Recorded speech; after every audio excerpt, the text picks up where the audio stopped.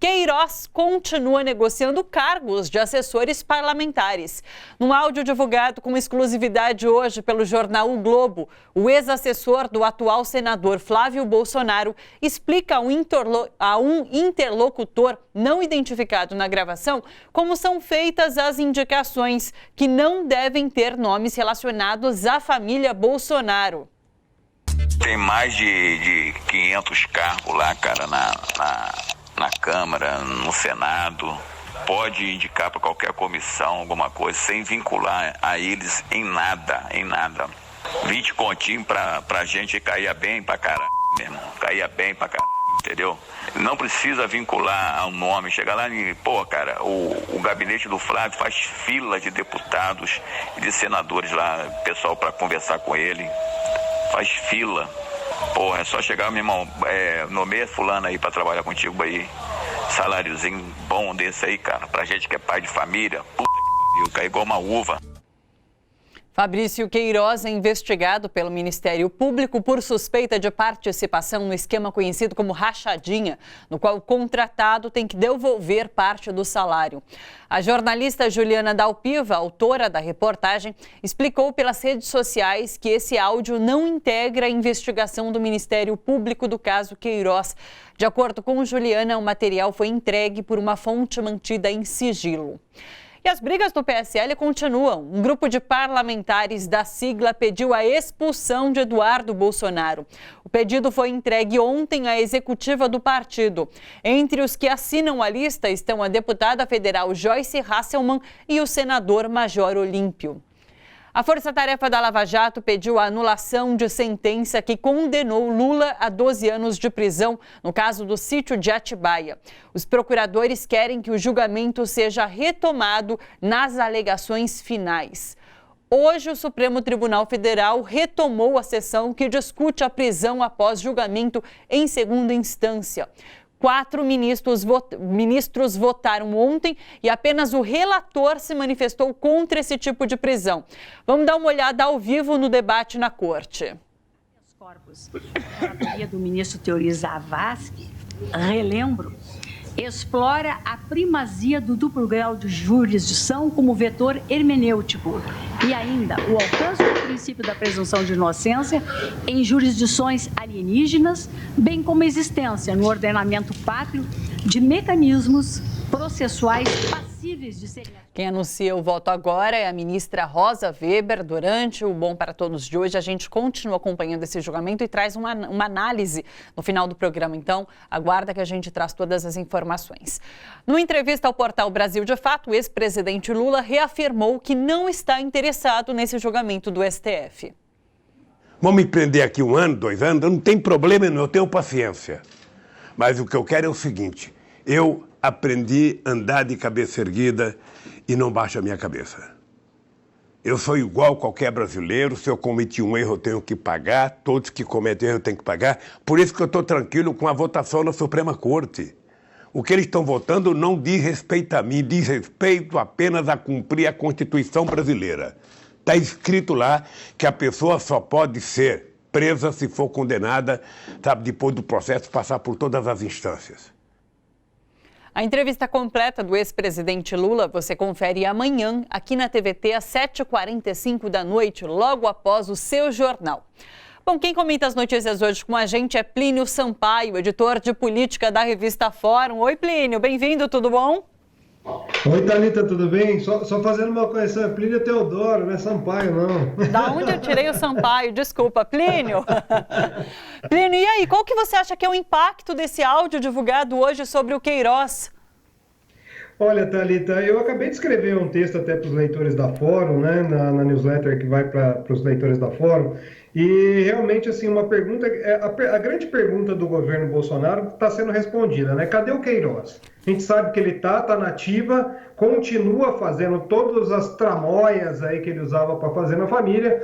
Agora, uma outra pergunta surge é, cadê o Sérgio Moro nessas questões, né? A gente sabe que o Queiroz, o paradeiro aí já era conhecido, e a gente sabe também todos os artefatos jurídicos que estão sendo usados, principalmente pela defesa do Flávio Bolsonaro, para postergar essa investigação, né? Então é complicado porque assim nessa matéria do jornal o Globo, o próprio Queiroz diz que ele tem direito de fazer isso porque ele ajudou a eleger muitos deputados. Quer dizer, ele está reiterando algo que ele já fez, que está sendo investigado pelo Ministério Público. Como você disse aí, o Ministério Público não tem nem consciência, não tem nem conhecimento de um áudio desse tipo.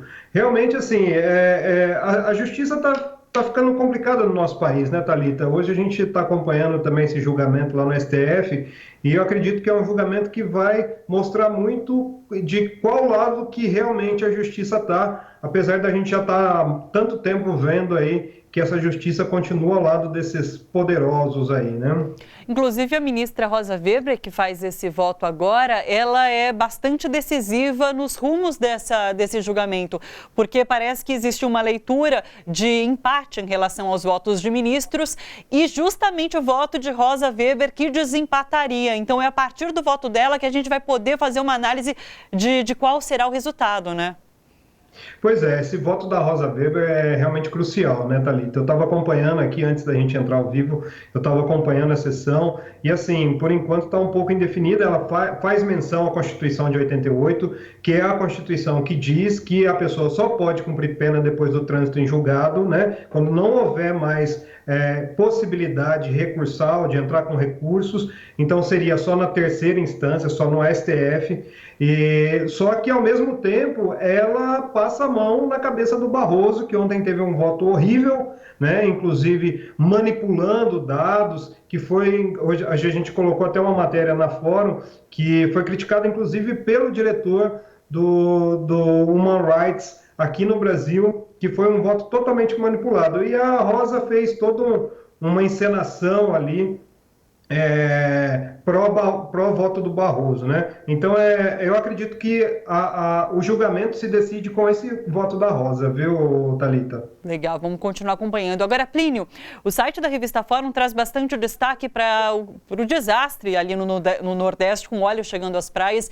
E agora há pouco, o ministro do Meio Ambiente, Salles, ele postou uma foto no Twitter de um navio do Greenpeace e acusando, de certa forma, o navio de estar passando pela rota onde se investiga o possível vazamento desse petróleo.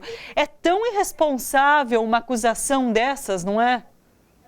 Realmente, né, Thalita? A gente está com um repórter lá, o Wilfred Gadelha, ele está fazendo uma série de reportagens em loco para Fórum, então ele está conversando com o pessoal, conversando com especialistas, e hoje a gente fez uma entrevista muito interessante também com a Rosângela, que é geóloga, e ela disse, inclusive a Rosângela, ela é especialista, a especialidade dela é justamente descobrir onde estão os vazamentos. E ela diz com todas as letras que a Petrobras, as universidades, o CENPES, que é o Centro de Pesquisa da Petrobras, só não divulgou a origem desse óleo que está indo às praias por censura desse governo, né? A gente está vendo aí esse governo usar isso como uma estratégia política. Já falou de Venezuela, que é impossível praticamente esse petróleo da Venezuela chegar até aqui.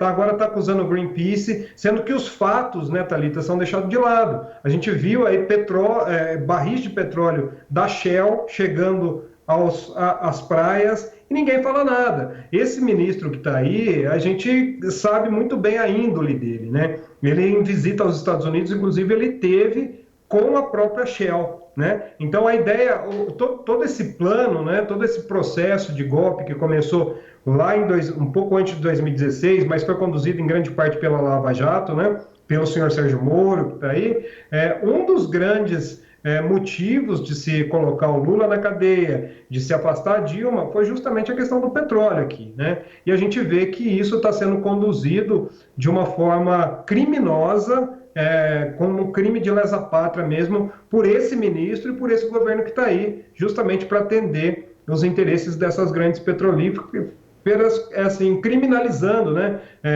tanto países da América Latina quanto movimentos como o Greenpeace, que é uma coisa totalmente infundada, né? É um delírio praticamente, né, Thalita? Sim. E Plínio, há também depoimentos de voluntários que atuaram na limpeza ali das praias, de que militares chegaram e inclusive tiraram essas pessoas, esses voluntários, para poder parecer que eles que tinham feito toda aquela limpeza?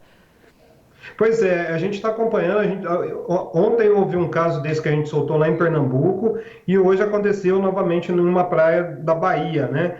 O que acontece é que os voluntários estão chegando muito cedo, inclusive muitos deles, Thalita, estão com problema de intoxicação já pelo petróleo, né, que é altamente tóxico, e depois de um certo tempo, ontem era 10h30 da manhã, os voluntários já estavam na praia fazendo a limpeza, chegou o exército com a imprensa, né, com fotógrafos, com câmeras, e quiseram tirar ali os voluntários para que isso aparecesse, só eles limpando a praia. A gente foi atrás dessa informação, inclusive o Gadelha foi lá no governo de Pernambuco, o secretário de Ciência e Tecnologia de Pernambuco, falou que a determinação de desocupar as praias é uma determinação do IBAMA, que está na alçada justamente do Ricardo Salles. Então, o Exército está chegando com esse poder de coação, a gente está vivendo uma ditadura, né? Então, essa coação aos voluntários, tirando justamente para fazer esse marketing pró-governo que a gente vê que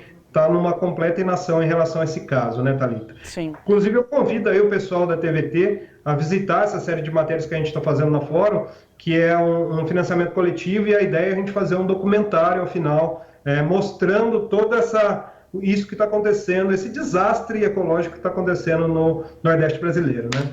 Maravilha, uma cobertura bem interessante, bem completa realmente. É só entrar lá no site da revista Fórum. Olha só, você que curte a TVT e quer contribuir com a gente para que a nossa programação chegue cada vez mais longe, se inscreva no nosso canal do YouTube/Rede TVT e torne-se membro. Ou então faça a sua contribuição em nosso Catarse. É só acessar catarse.me/TVT. A gente agradece.